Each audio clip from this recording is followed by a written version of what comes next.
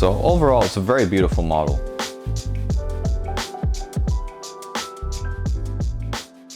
Hi, this is Marlin at Hearns Hobbies, and today we're going to talk about the J72 tank engine from Bachmann Branchline in 00 scale. Okay, so the J72 tank engine was originally built in 1898. These were designed specifically for light shunting and light goods duties. So they built, in the end, more than 80 of these over a lifetime of lifespan of 54 years. So an incredible building span.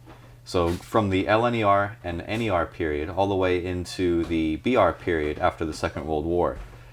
So yeah, they took the plans from 1898 and built them after in the post-war period using that design.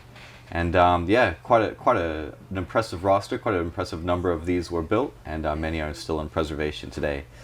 So we have with us this particular locomotive equipped with Bachmann Branchline's DCC and sound, which is an incredible feature, which we'll demonstrate to you a bit later. But in the meantime, we're going to have a closer look at these iconic locomotives and see what makes them stand out from the rest. So let's have a look at the 4 different examples that we have that have been produced by Bachmann Branchline, and have a look at the differences and look at the finer details on these locomotives.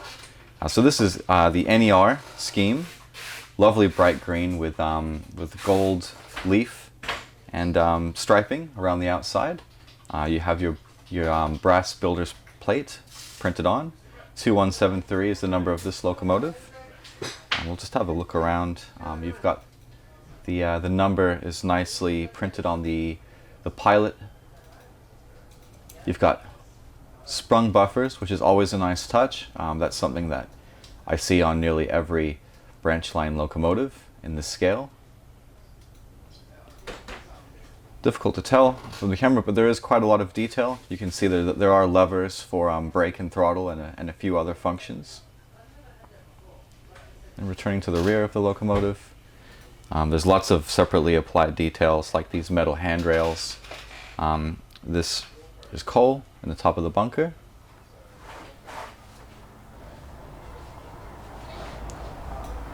There's some quite intricate detail on the hatch for the water tanks on either side of the locomotive as well as whistles, steam dome, and also on the front of the locomotive as well, on the smoke box. So overall, it's a very beautiful model. And this is just one of a few examples. Let's have a look at the LNER. See if we can find any differences in the details. So first of all, you've got lovely red side rods. Quite a distinctive touch. This is LNER 2313.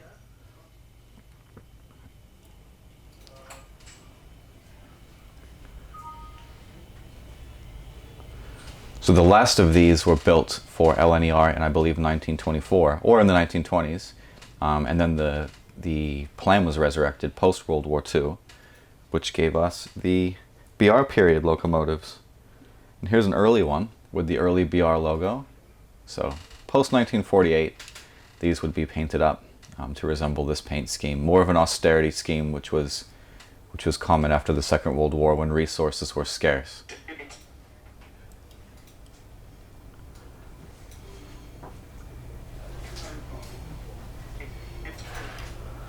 The same fabulous detail that we saw on the other 2 examples.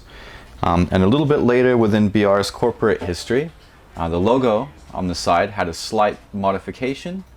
I think this is from the period post about 1957. So all the way to the service life of these locomotives on British railways, this would have been the last paint scheme that adorned these locomotives. So yeah, 4 different examples of the same locomotive built over a 54-year period of time. A lot of change in that period, but these locomotives proved to be very useful for a variety of duties and were pretty well loved by their respective railways. Fantastic. Okay, now I thought that we could demonstrate the running qualities of these locomotives. So these are DCC and sound equipped, all variations that we have in stock. DCC meaning digital command control. So there is a small decoder chip inside the locomotive, which will communicate with a digital control system like the NC power cab that we'll be using today. And there's a small speaker inside that will emit the synchronized sound movements. So we'll go ahead and play with a few of those. So first of all, we've got our long whistle, which is 4. Got a short whistle here for 8. We've got a steam release number 3. In total, there's 22 functions that I could see for different sounds for this locomotive. But how about we get it going? So let's throttle it up a little bit.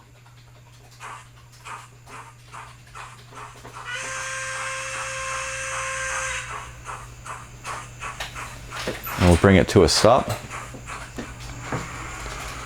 So momentum braking is built in, meaning that the train will come to a gradual stop, and then there's brake squeal as well. So let's try that again the other way.